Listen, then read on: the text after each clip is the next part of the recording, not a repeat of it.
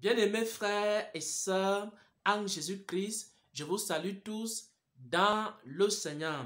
Je partage une dernière parole avec la famille, les paroles de Jésus-Christ avant d'aller sur la montagne. Mais avant de partager cette parole, j'aimerais demander pardon. Pardon au peuple de Dieu, pardon à mes frères et sœurs en Jésus-Christ.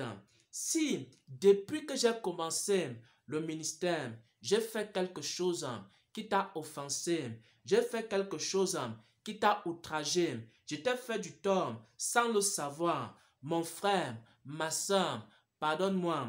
Pourquoi? Parce que nous avons besoin de nous pardonner les uns les autres. Bien-aimé, peut-être j'ai dit une parole qui ne t'a pas plu, une parole qui t'a blessé. Mon frère, ma soeur, pardonne-moi. Moi aussi, j'ai pardonné à tous ceux qui m'ont offensé. Toi aussi, pardonne-moi. Pendant que je vais aller dans la présence de Dieu, pendant 21 jours, pardonne-moi et porte-moi dans tes prières. Je ne sais pas exactement ce qui va se passer. Je ne sais pas exactement ce que Dieu va me dire. Je ne sais pas exactement si le Seigneur me dira: bon et fidèle serviteur, tu as bien travaillé, continue sur cette lancée. Je ne sais pas si le Seigneur me dira: tu as fait telle erreur, tu as blessé telle personne, tu n'as pas eu le temps de telle autre personne. Je ne sais pas exactement ce que mon Seigneur me dira, mais je te demande de me pardonner à l'avance pour que nous puissions nous retrouver dans 21 jours et que nous puissions partager des grandes révélations que le Seigneur va me donner et pour que nous puissions continuer à marcher ensemble sur le chemin étroit qui mène à la vie éternelle. Le frère Xavier, serviteur de Jésus-Christ, ce n'est pas un serviteur de Dieu comme les autres. C'est quelqu'un qui a fait des études.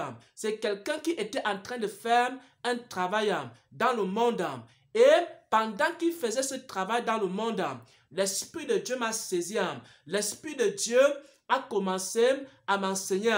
L'Esprit de Dieu a commencé à me montrer le chemin. Et ensuite, alors que je ne m'y attendais même pas, le Seigneur m'a dit que j'étais son serviteur et qu'il m'a appelé pour préparer son peuple à l'enlèvement de l'Église. Bien-aimé, je n'ai pas refusé l'appel de Dieu. Je n'ai pas désobéi à la vision céleste. Lorsque le Seigneur m'a appelé, alors j'ai dit: Seigneur, oui, je viens vers toi.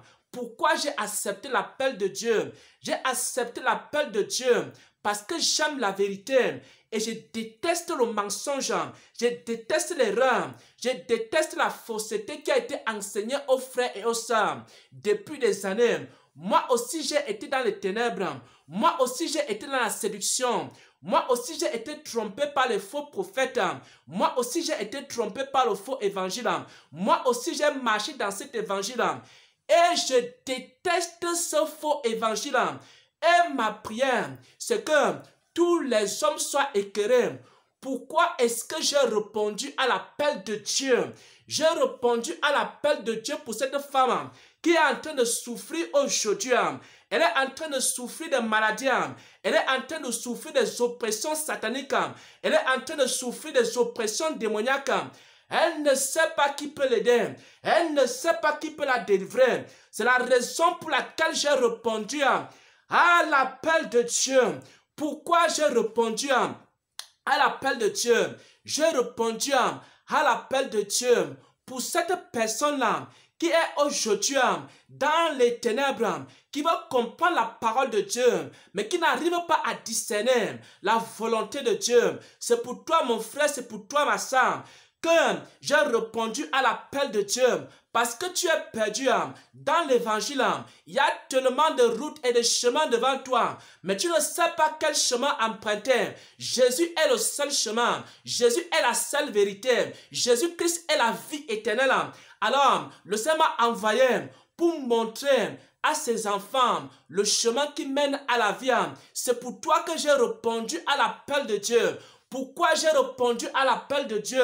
Pour cette personne qui est en train de souffrir, pour cette personne qui souffre dans son cœur à cause du péché, cette personne qui veut s'en sortir, qui veut sortir des graves péchés dans sa vie, mais qui n'arrive pas à sortir de ces péchés, cette personne qui est captive, cette personne qui est dans les liens et qui n'arrive pas à sortir de ces liens-là. Et je vois cette personne-là et mon cœur est dans la tristesse. Et mon cœur est dans la désolation. C'est pour toi, mon frère, c'est pour toi, ma soeur, que je m'en vais sur la montagne pour aller chercher le feu de Dieu, pour que ce feu descende dans ta vie et que ça consume les ténèbres et que ça brise les liens et le joug qu'il y a dans ta vie. Pourquoi j'ai répondu à l'appel de Dieu? Parce que je veux affronter les faux prophètes, parce que je veux affronter les faux pasteurs, parce que je veux confronter les faux docteurs. Ça sera puissance contre puissance. Lorsque je vais descendre avec la puissance de Dieu, alors quand les gens vont faire les faux miracles, nous on va faire les vrais miracles. Quand les gens vont faire la fausse doctrine, nous on va faire la vraie doctrine. Quand les gens vont commencer à faire le faux, nous on va établir le vrai. Ça sera pasteur contre pasteur, doctrine contre doctrine, révélation contre révélation, jusqu'à ce que la justice de Dieu soit établie sur la terre. C'est pourquoi j'ai répondu à l'appel de Dieu. Seigneur, me voici. Je suis prêt à faire ta volonté. Je ne sais pas ce que ça va me coûter. Je ne sais pas si je vais aller en prison. Je ne sais pas si je serai flagellé. Je ne sais pas si on va me lancer dans le feu comme on a lancé Daniel. Mais je sais une seule chose. La vérité va triompher. La vérité va triompher. La vérité va triompher. La vérité va triompher.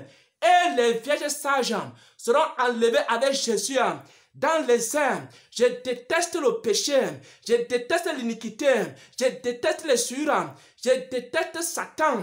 Je déteste le diable. Je déteste les œuvres du diable. Je ne suis pas la poubelle de Satan. Et je ne voudrais pas que toi tu sois la poubelle de Satan. Parce que nous allons écraser ensemble Satan. On va écraser le péché. On va écraser les souillures.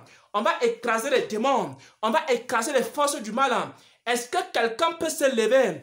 Est-ce que quelqu'un peut se lever dans cette génération? Est-ce que quelqu'un peut se lever pour la vérité dans cette génération? Est-ce qu'un homme et une femme peut dire oui à Jésus?